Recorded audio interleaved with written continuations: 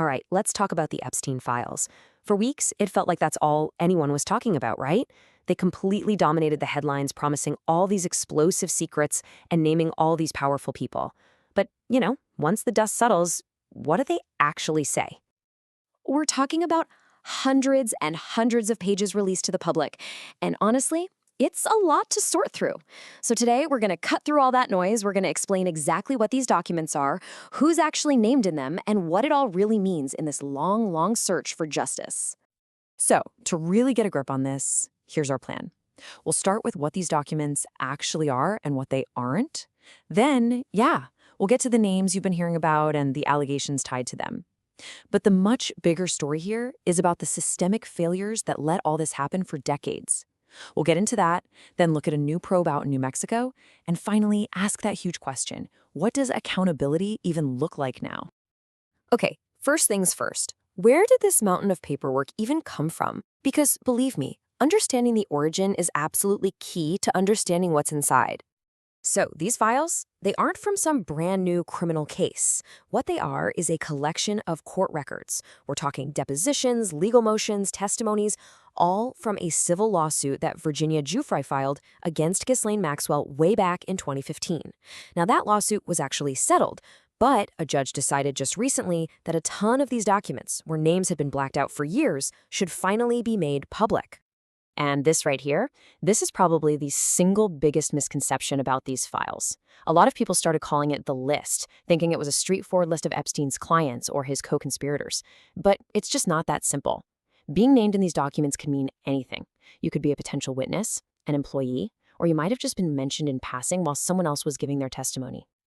So with that in mind, let's dive into the part I know everyone has been waiting for, the names. But as we go through this, just remember, context is everything. And that's the crucial point. As legal analyst Ricky Kleiman put it, a lot of the names in here are of innocent people. People who worked for him, people who just went to a dinner party. So being named does not automatically mean you're guilty of anything. With that vital piece of context, let's look at who was mentioned and why. So several big political figures do show up. Former President Bill Clinton, his name comes up a lot. One accuser testified that Epstein told her that Clinton likes them young. Now, a spokesperson for Clinton has strongly denied he knew anything about Epstein's crimes. Donald Trump's name appears in a deposition about Epstein's jet having to land in Atlantic City, with a mention of maybe visiting Trump's casino.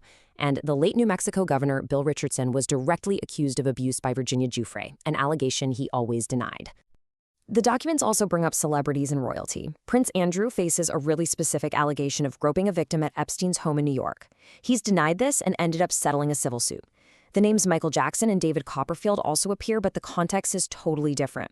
A witness said she met Jackson at Epstein's house, but didn't allege any wrongdoing on his part.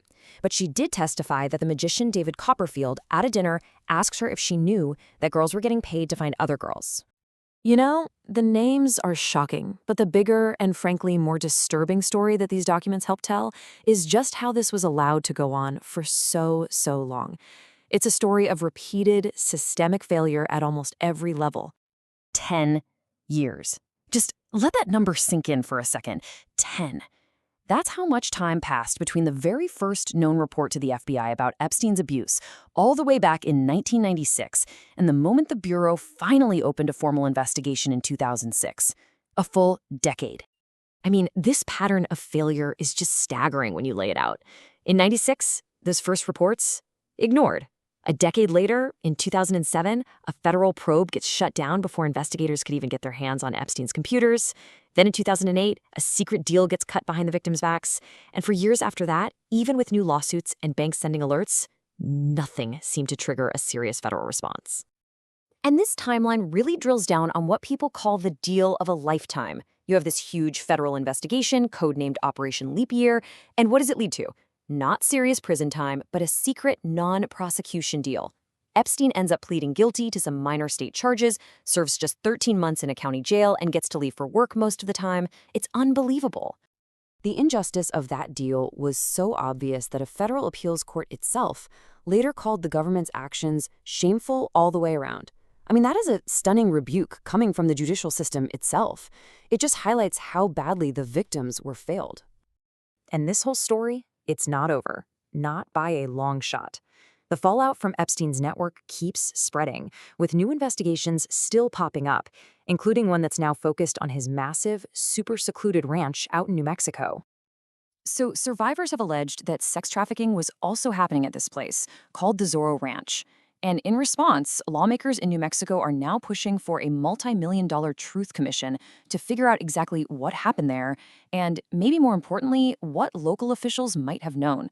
It's just another sign that we still probably don't know the full scope of this whole criminal enterprise. So, after all of this, after the unsealed documents, the decades of failure, the ongoing probes, what's the ultimate takeaway here? Where does this leave the search for real accountability? Well, it's so important to understand that unsealing these files was never going to be the end of the story. It's just another chapter, and it's a chapter that was written because of the relentless courage of the survivors who just keep fighting a system that's so often corrupted by power and money. And so that's what we're left with, isn't it? This huge, lingering question. After everything we've seen, all the ignored warnings, the secret deals, the powerful people whose names are connected to all this, is it even possible for our justice system to deliver true, complete accountability, not just for Epstein, but for his victims and his entire network?